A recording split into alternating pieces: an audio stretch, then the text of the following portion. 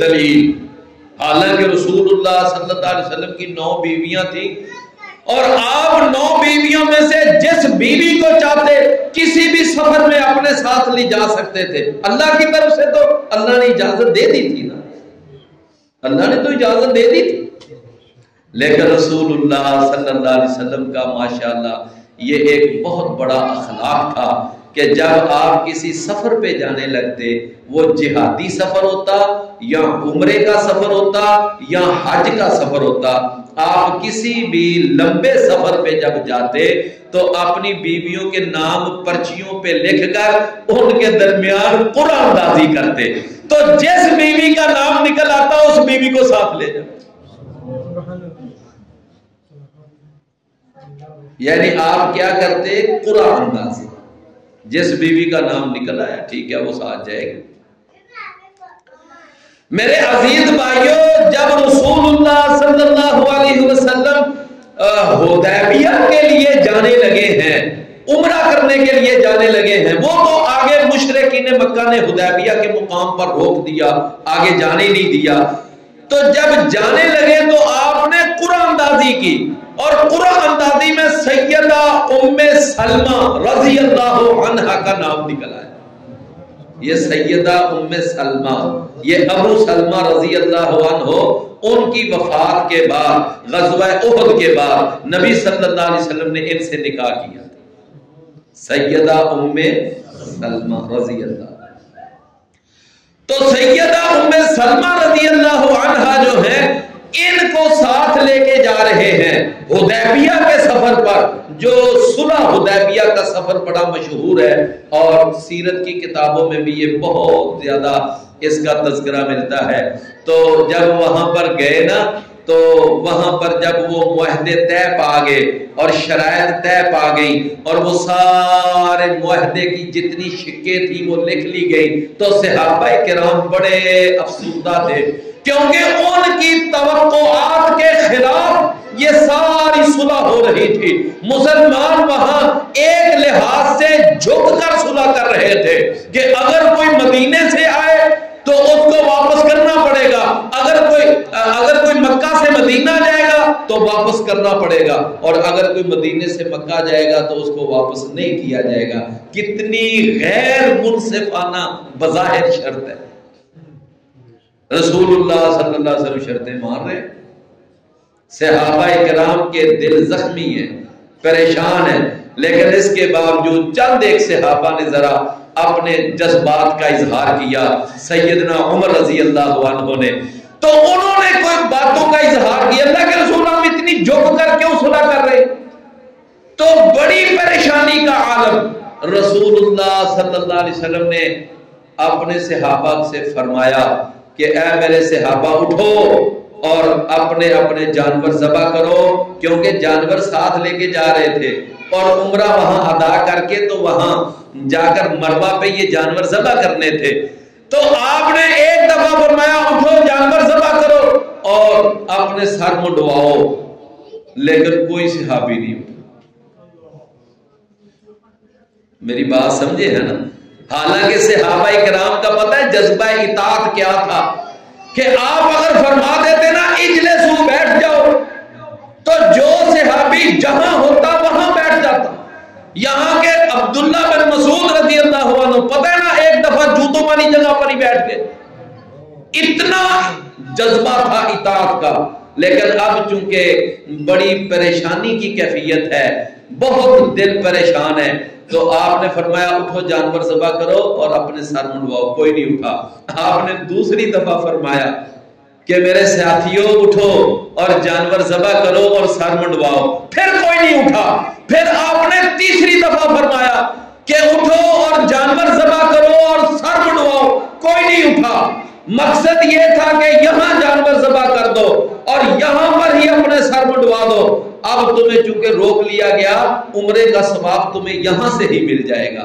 یہ رسول اللہ صلی اللہ علیہ وسلم کا اشارہ تھا, لیکن کوئی نہیں اٹھ رہا. رسول اللہ صلی اللہ علیہ وسلم کو بڑی پریشانی ہوئی کہ یہ میرے صحابہ تو میرے اشاروں پر جانے نچھاور کرنے والے تھے اور آج میری بات ہی نہیں مان رہے. آپ اپنے خیمے میں گئے, ذرا توجہ سے بات سننا. آپ اپنے خیمے میں گئے اور آپ نے جا کر نا وہاں اپنے خیمے میں، اور اس وقت ان کے ساتھ آپ کی کون سی بیوی گئی ہوئی تھی؟ کون سی بیوی؟ سیدہ ام سلمہ۔ سیدہ ام سلمہ ماشاءاللہ بہت ہی سمجھدار، بڑی دانا، وہ انتہائی یعنی ایک با تدبیر خاتون تھی۔ تو سیدہ ام سلمہ ان کے ساتھ جا کر آپ نے اپنی پریشانی کو شیئر کیا۔ آپ نے فرمایا ام سلمہ میری بات ہی نہیں مان رہے صحابہ، میں بار بار کہہ رہا ہوں اٹھو جانور ذبح کرو، سر منڈواؤ، کوئی نہیں میری بات۔ رسول اللہ صلی اللہ علیہ وسلم کو سیدہ ام سلمہ نے پتہ کیا مشورہ دیا؟ کہنے لگی اللہ کے رسول اگر میری بات سنے نا اور میری بات پر عمل کریں، وہ پتہ کیا ہے کہ آپ ان کو بار بار کہیں نا کہ اٹھو اور جانور، آپ اپنا جانور پکڑیں اور اس کو جا کر نہر کریں، اس کو ذبح کریں، اور جب آپ اٹھیں گے نا جانور ذبح کریں گے اور اس کے بعد آپ دیکھ لینا سارے صحابہ نے فوراً اٹھ کر جانور ذبح کرنے شروع کر دیں۔ تو ایسا ہی ہوا۔ رسول اللہ صلی اللہ علیہ وسلم نے فرمایا کہ ہاں ام سلمہ یہ آپ کا مشورہ تو بڑا اچھا ہے، تو میرے تو ذہن میں نہیں یہ بات آئی۔ تو آپ اٹھے، اپنا جانور لیا اور آپ نے اس کو نہر کیا، اور نہر جب کرنے لگے ہی تھے تو سارے صحابہ اٹھ کر اپنے اپنے جانور ذبح کر رہے۔ یہ کس نے مشورہ دیا تھا؟ سمجھے نا؟ اور میرے بھائیوں کبھی کبھی جو گھروں میں بیویاں ہوتی ہیں نا وہ بھی بڑا اچھا مشورہ دے دیتی ہیں۔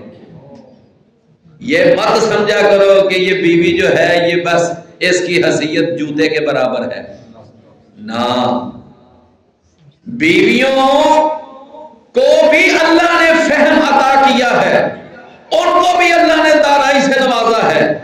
تو کبھی کبھی آپ پریشان ہو، کوئی بات سمجھ نہ آ رہی ہو تو بیوی سے بھی مشورہ کر لیا کریں، اس کو بھی اپنے ساتھ مشورے میں شامل کر لیا کریں، کیوں بھی بات سمجھ آئی ہے نا۔ اچھا تو میں نے عرض یہ کیا توجہ سے کہ ایک تو یہ کہ رسول اللہ صلی اللہ علیہ وسلم پر باریوں کی تقسیم لازم نہیں تھی، لیکن پھر بھی آپ نے تقسیم کو موقوف نہیں کیا۔ نمبر دو، آپ کے لیے باریوں کی تقسیم لازم نہیں تھی، لیکن آپ کا اخلاق دیکھیں، انصاف دیکھیں کہ جب سفر پہ جاتے تو بیویوں میں قرآن دازی کرتے، جس کا نام نکل آتا اس کو ہی ساتھ لے جاتے۔ سمجھ آئی بات؟ اچھا اب ذرا ایک اور بات ذرا توجہ سے سننا۔ رسول اللہ صلی اللہ علیہ وسلم، میں نے اس لیے عرض کیا ہے ذرا توجہ سے سننا، میں آپ کو یہاں ایک عقیدے کی بات بھی سمجھانے لگا ہوں کہ جب آپ کی زندگی کے آخری ایام تھے تو نبی صلی اللہ علیہ وسلم پر اس وقت بیماری کا حملہ ہوا اور آپ شدید بیمار ہوئے، اور آپ وہ جو بیمار ہوئے نا، بیماری کی وجہ سے بڑی ہی کمزوری ہو گئی، طبیعت بڑی سخت نڈھال، آپ سے چلا نہیں جاتا تھا۔ لو میرے بھائیوں ذرا بات کو سمجھے، رسول اللہ صلی اللہ علیہ وسلم سے اپنے طور پر چلا نہیں جاتا تھا، بلکہ اگر آپ کبھی مسجد میں آتے تھے تو ایک صحابی آپ کے دائیں طرف ہوتا، ایک بائیں طرف ہوتا، اور دونوں طرف کندھوں کا سہارا دے کر رسول اللہ صلی اللہ علیہ وسلم کو مسجد میں لایا جاتا۔ لوگ کہتے ہیں وہ مختار کل ہیں، وہ حاجت روا ہیں، وہ مشکل کشا ہیں، وہ کرنی برنی والے ہیں۔ لوگ کہتے ہیں کہ ان کے پاس تو جی بڑے اختیارات ہیں، اور میرے پیارے بھائیوں دیکھو اللہ کے رسول زندہ ہیں، اور آپ کے اوپر بیماری کی وجہ سے، بیمار ہونے کی وجہ سے رسول اللہ صلی اللہ علیہ وسلم کو اتنی کمزوری کا سامنا کہ آپ سے اپنے طور پر چلا بھی نہیں جاتا۔ کیا ایسے کسی فرد کو آپ کہہ سکتے ہیں کہ یہ مختار کل ہے؟ اچھا پھر رسول اللہ صلی اللہ علیہ وسلم جو بیمار ہوئے اور صحابہ کہتے ہیں کہ وہ بیماری، ذرا توجہ سے جملہ سننا، وہ بیماری رسول اللہ صلی اللہ علیہ وسلم کی آخری بیماری ثابت ہوئی، اور اس کے بعد نبی صلی اللہ علیہ وسلم صحت یاب نہیں ہو سکے، اور اسی بیماری کے ساتھ ہی رسول اللہ صلی اللہ علیہ وسلم دنیا سے رخصت ہو گئے۔ تو جو آدمی یہ کہے کہ نہیں جی وہ تو ابھی بھی زندہ ہے، وہ تو ہماری مجلسوں میں بھی آتے ہیں، وہ تو ہماری محفلیں بھی اٹینڈ کرتے ہیں، اور ہم جب 12 ربیع الاول کو بازار سجاتے ہیں تو وہ تو ہمارے سجے ہوئے بازار بھی دیکھنے آتے ہیں، ہم پہاڑیاں بناتے ہیں وہ پہاڑیاں بھی دیکھتے ہیں۔ میری بات آپ سمجھ رہے ہیں نا؟ میرے عزیز بھائیوں، عزیز ساتھیوں، ذرا غور سے، جب آپ آخری عمر کے آخری دنوں میں آپ جب بیمار ہوئے تو اس وقت بھی رسول اللہ صلی اللہ علیہ وسلم کا دل نہیں چاہ رہا تھا کہ میں اپنی بیویوں کی باری کو ختم کروں۔ آپ اسی طرح بیمار ہونے کے باوجود بھی آپ اپنی بیویوں کے پاس اسی طرح جا رہے تھے، لیکن ساری بیویوں نے ایک جگہ اکٹھ کیا۔ کیا کیا؟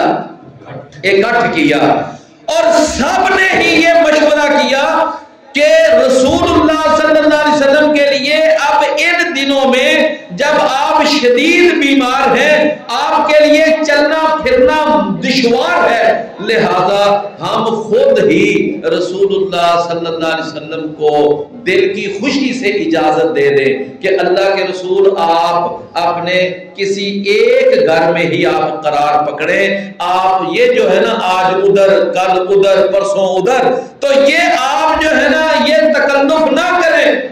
یہ بیویوں نے خود ہی اکٹھ کر کے فیصلہ کیا، اور انہوں نے فیصلہ نبی کریم صلی اللہ علیہ وسلم کو سنا دیا، اور بیویوں کو یہ تو پتہ ہی تھا کہ نبی صلی اللہ علیہ وسلم کو سب سے زیادہ محبت اور الفت سیدہ عائشہ کے ساتھ ہے، لہذا سبھی نے کہہ دیا کہ آپ اپنے یہ جو بیماری کے ایام ہے نا یہ آپ سیدہ عائشہ کے پاس گزاریں۔ اور پتہ ہے آخر میں پتہ ہے کیا کہا تھا کہ اللہ کے رسول جب طبیعت ٹھیک ہو جائے گی، جب آپ کی صحت بحال ہو جائے گی تو پھر آپ اسی طرح باریاں تقسیم کر لینا، لیکن جب تک طبیعت ٹھیک نہیں ہوتی آپ کو ہم اجازت دیتی ہیں کہ آپ سیدہ عائشہ کے پاس ٹھہریں۔ کیوں بھائی بات سمجھ آئی؟ لیکن وہ تو اگلی بات ہے کہ وہ بیماری رسول اللہ صلی اللہ علیہ وسلم کے لیے آخری بیماری ثابت ہوئی، اور رسول اللہ صلی اللہ علیہ وسلم وفات پا گئے۔ اور سیدہ عائشہ فرماتی ہیں جب آپ نے وفات پائی نا تو اس وقت آپ کا سر مبارک میری گود میں تھا، اور آپ کا سر مبارک ادھر میری ٹھوڑی کے ساتھ ٹچ کر رہا تھا، آپ نے میرے سینے کے ساتھ ٹیک لگائی ہوئی تھی، اور مجھے وہ سارے لمحات اچھی طرح ازبر ہیں کہ رسول اللہ صلی اللہ علیہ وسلم بالکل آخری وقت ہے۔ تو کہتی ہیں میرا بھائی عبد الرحمن اندر داخل ہوا اور اس کے ہاتھ میں مسواک تھی، اور میں سمجھ گئی کہ آپ ٹک ٹکی باندھ کر مسواک کو دیکھ رہے تھے، تو میں سمجھ گئی کہ اللہ کے رسول مسواک پسند کر رہے ہیں، لیکن کمزوری اتنی کہ بولا نہیں جا رہا کہ عائشہ مجھے مسواک ذرا کرنی ہے۔ تو سیدہ عائشہ فرماتی ہے میں نے خود سوال کیا اللہ کے رسول کیا مسواک کرنا پسند کرتے ہیں؟ جی، آپ نے صرف سر کو ایسے حرکت دی۔ تو سیدہ عائشہ فرماتی ہیں میں نے عبد الرحمن اپنے بھائی سے مسواک لی، اور اس کا دوسری طرف سے میں نے برش بنایا، اور میں نے اپنا یعنی اپنے منہ کے اندر اس کا برش بنا کر نرم کر کے مسواک کو میں نے رسول اللہ صلی اللہ علیہ وسلم کے منہ میں مسواک کی۔ لو میرے بھائیوں، لوگ کہتے ہیں جی اس کا جھوٹا اور اس کا جھوٹا، رسول اللہ صلی اللہ علیہ وسلم کا جھوٹا، سیدہ عائشہ کا جھوٹا مسواک کس نے منہ میں ڈالا؟ رسول اللہ۔ اور فرماتی ہیں میرا اور آپ کا تھوک آخری وقت میں اکٹھا ہو، اور اس کے بعد فرماتی ہیں کہ رسول اللہ صلی اللہ علیہ وسلم مسواک کر رہے تھے، اور اس کے ساتھ ہی آپ نے ایک پانی کا پیالہ منگوایا، اور اس کے اندر ہاتھ ڈال کے آپ نے تھوڑا سا اپنے چہرے پر چھینٹے ڈالے اور اس کے بعد تھوڑی سی طبیعت بہتر ہوئی تو آپ نے 3 دفعہ ایسے اپنی انگلی اوپر اٹھائی. آپ نے فرمایا اللہم الرفیق الاعلی، اللہم الرفیق الاعلی، اللہم الرفیق الاعلی. اور اس کے ساتھ تیسری دفعہ جب اوپر انگلی اٹھائی، رسول اللہ صلی اللہ علیہ وسلم کی جان، آپ کی روح مبارک آپ کے جسم مبارک سے پرواز کر. لو میرے بھائیو، یہ ہے رسول اللہ صلی اللہ علیہ وسلم. یعنی آپ اندازہ کریں کہ اللہ تعالیٰ نے نبی صلی اللہ علیہ وسلم کو حالانکہ یہ رعایت دی تھی کہ یہ باریوں کی تقسیم آپ کے لیے لازم نہیں، لیکن نبی صلی اللہ علیہ وسلم کا اخلاق دیکھیں، آپ کا انصاف دیکھیں کہ آپ نے زندگی کے آخری ایام تک اپنی بیویوں کی باریوں کا پھر بھی خیال رکھا. کیوں بھائی، میری بات آپ سمجھ رہے ہیں نا؟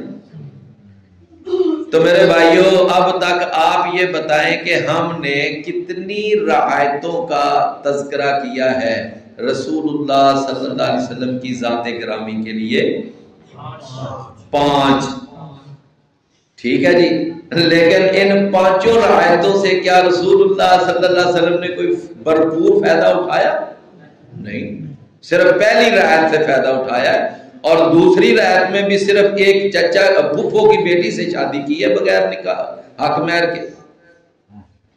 رسول اللہ صلی اللہ علیہ وسلم نے باقی فائدہ. میرے بھائیوں، یہ اللہ کے نبی صلی اللہ علیہ وسلم کے مخصوص حالات کی وجہ سے اللہ تعالیٰ نے کچھ آپ کو رعایتیں دی تھی، کیونکہ دعوت و تبلیغ کا ایک میدان تھا، لہٰذا یہ رعایتیں اس لیے دی. اب ذرا آگے آیت کو پڑھ لیں، ترجمہ پڑھ لیں.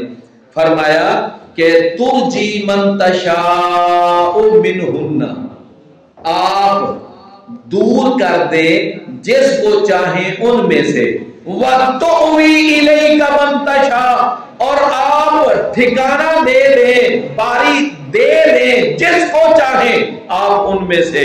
فرمایا وَمَنِ ابْتَغَيْتَ مِمَّنْ عَزَلْتَ، اور 5ویں رعایت یہ ہے کہ جس کو آپ طلب کر لیں اس میں سے جن کو آپ نے معطل کر دیا تھا جس کی باری کو، فرمایا آپ اس کی باری کو دوبارہ بحال کر دیں. فَلَا جُنَاحَ عَلَيْكَ، تو آپ پر کوئی گناہ، کوئی آپ کے لیے تنگی نہیں، ہم آپ کو سہولتیں دے رہے ہیں. اچھا، آگے اللہ نے فرمایا کہ ذَلِكَ أَدْنَىٰ أَن تَقَرَّ أَعْيُنُهُنَّ، ہم آپ کو یہ رعایتیں، یہ سہولتیں بھلا کیوں دے رہے ہیں؟ کیوں دے رہے ہیں؟ اس کی ایک وجہ کہ ہم آپ کے لیے آسانی پیدا کرنا چاہتے ہیں، اور دوسری وجہ یہ ہے کہ تاکہ آپ کی بیویوں کی آنکھیں بھی ٹھنڈی رہیں، تاکہ آپ کی بیویوں کی آنکھیں بھی. اچھا، اب سہولتیں دے کر بیویوں کی آنکھیں ٹھنڈی ہوں گی؟ ہاں، ٹھنڈی ہوں گی. پتہ کیوں؟ اس لیے کہ اگر رسول اللہ صلی اللہ علیہ وسلم اپنی سرگرمیوں اور اپنی مصروفیات کی بنا پر اگر اپنی بیویوں کی باریاں تقسیم نہ بھی کریں گے اور ان کا لحاظ نہ بھی رکھیں گے تو بیویوں کو اس بات کا رنج نہیں ہوگا. کیوں رنج نہیں ہوگا؟ اس لیے کہ ان کو پتا ہوگا کہ ان کو یہ سہولت خود اللہ نے دی ہے. ان کو یہ سہولت کس نے دی ہے؟ چونکہ اللہ نے سہولت دی ہے، تو اللہ کی دی ہوئی اس رعایت اور سہولت کی وجہ سے وہ اس چیز کو اختیار کر رہے ہیں، تو وہ اپنے دلوں کے اندر کوئی ملال، کوئی رنج محسوس نہیں کرے گی. اگر آپ کسی کے پاس چلے جائیں گے تو وہ خوش ہو جائے گی، اگر نہ بھی جائیں گے تو وہ بھی ناراض نہیں ہوگی. کیوں؟ اس لیے کہ اس کو پتا ہوگا کہ اللہ نے خود ان کو سہولت دی. کہ تقر اعینہن ان تقر اعینہن ولا یحزن ویرضین بما آتیتہن. بھائیو، نبیوں میں سے ایک بڑے جلیل القدر پیغمبر تھے جن کا نام تھا جناب ابراہیم علیہ السلام. ماشاءاللہ آپ نے واقعہ سنا ہوا ہے، ٹائم مکمل ہو رہا ہے، میں صرف اشارہ کروں گا. اللہ کی طرف سے پتہ ہے حکم ہوا کہ آپ اپنا یہ دودھ پیتا بچہ اور اپنی اس جوان بیوی ہاجرہ ان دونوں کو آپ کہاں چھوڑ کے آئے؟ جنگل بیابان، جہاں اب کعبہ آباد ہے وہاں پر آپ نے چھوڑ کے آنا ہے، اور ساتھ تھوڑا سا پانی لیا اور تھوڑی سی کھجوریں اور ستو، بس یہ ٹوٹل اپنے ساتھ ذخیرہ لیا، وہاں پر چھوڑ کے آگے۔ اچھا جب وہاں چھوڑ کر واپس چلے نا، واپس چلے ہے جی، تو ان کی اللہ کی طرف سے پابندی تھی کہ تو نے اپنی بیوی سے بات بھی کوئی نہیں کرنی، تو یہ بھی ایک پابندی تھی کہ اے ابراہیم اپنا بچہ اپنی بیوی وہاں چھوڑ کے آ، اور اگلی بات بھی یاد رکھ، ان کے ساتھ آتے ہوئے کوئی بات نہیں کرنی، بس خاموشی سے آ جانا۔ ابراہیم علیہ السلام واپس چلے تو سیدہ ہاجرہ نا بار بار ایسے جیسے نا خامد کے آگے آ کر، اچھا یہ تو بتائیں کہ ہمیں یہاں کیوں چھوڑ کے جا رہے ہیں؟ یہاں نہ آبادی ہے، نہ کوئی بازار ہے، نہ یہاں پر کوئی فصل، نہ کچھ، یہ کیا ماجرا کیا ہے؟ ہمیں یہاں چھوڑ کے جا رہے ہیں۔ لیکن ابراہیم علیہ السلام کوئی جواب نہیں دیتے، کیوں؟ اللہ کی طرف سے پابندی تھی نا۔ اچھا جب آگے گئے پھر بار بار پوچھا کہ اچھا یہ تو بتائیں کہ ہمیں کیوں چھوڑ کے جا رہے ہیں، کس سہارے چھوڑ کے جا رہے ہیں؟ لیکن جب کوئی جواب نہ ملا تو سیدہ ہاجرہ رضی اللہ عنہا جو ان کی بیوی تھی، انہوں نے پھر اپنا سوال بدلا، انہوں نے کہا اچھا چلے اتنا ہی بتا دیں کہ کیا ہمیں اللہ کے حکم کے مطابق یہاں چھوڑ کے جا رہے ہیں؟ اللہ کے، اچھا یہ سوال ان کے ذہن میں بھلا کیوں آیا؟ اب ذرا غور سے سننا اس کا جواب۔ ان کے ذہن میں یہ سوال اس لیے آیا تھا کہ ان کو اس بات کا خیال آیا کہ یہ میرا نبی جو خامد ہے، میرا خامد جو نبی اور رسول ہے، اللہ کا پیغمبر ہے، یہ اللہ کے حکم کے بغیر کوئی کام نہیں کرتا، اللہ کے حکم کے بغیر کوئی کام نہیں کرتا، تو لازمی بات ہے جو ہمیں یہاں چھوڑ کے جا رہا ہے یہ بھی اللہ کے حکم کے مطابق ہی چھوڑ کے جا رہا ہے۔ لہذا اب انہوں نے سوال ہی بدل لیا۔ لہذا میرے بھائیوں جب اللہ نے کہہ دیا نا کہ اے میرے نبی آپ کے لیے باریوں کی تقسیم کوئی لازم نہیں ہے، تو یہ بات بیویوں کے لیے بھی اطمینان بخش ہوگی کہ جب اللہ نے ہمارے نبی کو یہ اجازت دی ہے تو اس پر اعتراض کرنے والی ہم کون ہوتے ہیں؟ تو یہ بات کیا کرے گی؟ ان کی آنکھوں کو ٹھنڈا کرے گی، ان کے دل کو خوش کرے گی، ان کے غم کو دور کرے گی۔ اللہ اکبر، کیوں بھی بات سمجھ آ گئی نا؟ یہ اللہ نے سبب بیان کیا، فرمایا ان تقر اعینہن ولا یحزن ویرضین، اور وہ غمگین نہ کریں گی اور وہ خوش رہیں گی، بما آتیتہن کلہن، آپ جو بھی ان کو عطا کریں گے، واللہ یعلم ما فی قلوبکم، اور اللہ جانتا ہے جو تمہارے ہیں جی۔ نبی صلی اللہ علیہ وسلم نے ایک دفعہ اللہ سے دعا کی، فرمایا کہ اے اللہ جو میرے اختیار میں ہے نا بیویوں کے درمیان تقسیم، میں وہ تو کر رہا ہوں جو میرے اختیار، باقی رہ گیا جو معاملہ میرے اختیار میں نہیں تو یا اللہ اس بارے میں میری پکڑ نہ کر۔ کیا مطلب تھا بھلا اس کا؟ فرمایا کہ مقصد یہ تھا کہ مجھے اپنی بیویوں میں سے سب سے زیادہ جو دلی محبت ہے نا وہ عائشہ کے ساتھ ہے، تو یا اللہ وہ دل کا جو معاملہ ہے وہ میرے اختیار میں نہیں ہے۔ واللہ یعلم ما فی قلوبکم، اللہ جانتا ہے جو تمہارے دلوں میں ہے، وکان اللہ علیما۔ اچھا بھائیو ایک بات ہے، بعض علماء نا اس بارے میں ایسے ہی بے مقصد قسم کی بحثیں، اچھا اب کئی روایتیں آتی ہیں کہ نبی صلی اللہ علیہ وسلم کو سیدہ خدیجہ سے بڑی محبت تھی، یہ ہے نا روایتیں، رسول اللہ صلی اللہ علیہ وسلم ان کا تذکرہ کرتے تھے، وہ پڑھتے تھے، اور جب بھی قربانی کا گوشت آتا تو جب تک سیدہ خدیجہ کی سہیلیوں کو نہ بھیجتے گھر میں نہیں پکاتے تھے، اتنا پیار تھا سیدہ خدیجہ کے ساتھ۔ اچھا ادھر اللہ کے رسول کو سیدہ عائشہ سے بھی بڑا پیار تھا، بڑی محبت تھی، اچھا جی یہ بتائیں کہ اللہ کے رسول کی زیادہ محبوب بیوی سیدہ خدیجہ تھی یا سیدہ عائشہ تھی؟ بھائی ہم کہتے ہیں اس بحث میں ہمیں جانے کی ضرورت ہی، ہم کہتے ہیں ان سے بھی بہت محبت تھی، سیدہ عائشہ سے بھی بہت محبت تھی۔ ہاں امام ابن قیم نے ایک بات بڑی اچھی کہی ہے، انہوں نے کہا کہ اب اگر یہ دیکھنا چاہے نا، جب سیدہ خدیجہ سے شادی ہوئی تھی تو اس وقت محمد صلی اللہ علیہ وسلم کی حیثیت کیا تھی؟ محمد بن عبداللہ۔ لیکن جب سیدہ عائشہ سے شادی ہوئی تھی تو اس وقت حیثیت کیا تھی؟ محمد الرسول اللہ۔ اس وقت محمد بن عبداللہ تھے اور اس وقت محمد الرسول۔ بے بات سمجھ آئی ہے نا؟ تو فرمایا کہ فلا جناح علیک واللہ یعلم ما فیک وکان اللہ علیما حلیما، اور اللہ تعالیٰ بہت زیادہ جاننے والا بردبار ہے۔ اور آگے اللہ نے فرمایا دیکھو اگر بیویوں نے ان رعایتوں پر صبر کیا ہے نا بیویوں نے، تو پھر اللہ تعالیٰ نے اس کا بدلہ بھی دنیا میں ایک دے دیا۔ کیا فرمایا؟ اے نبی لا یحل لک النساء من بعد، بس اب یہ آپ کے پاس جو 9 بیویاں اس وقت موجود ہیں بس یہی اب آپ کی بیویاں رہیں گی، آپ نے اب ان کے بعد کوئی اور نکاح نہیں کرنا۔ لو اللہ نے بین لگا دیا، اب اس کے بعد آپ کے لیے کوئی اور نکاح کرنے کی اجازت ہے؟ میرے بھائیوں اجازتیں بھی اللہ دیتا ہے تو بین بھی کون لگاتا ہے؟ وہ بھی اللہ ہی لگاتا ہے۔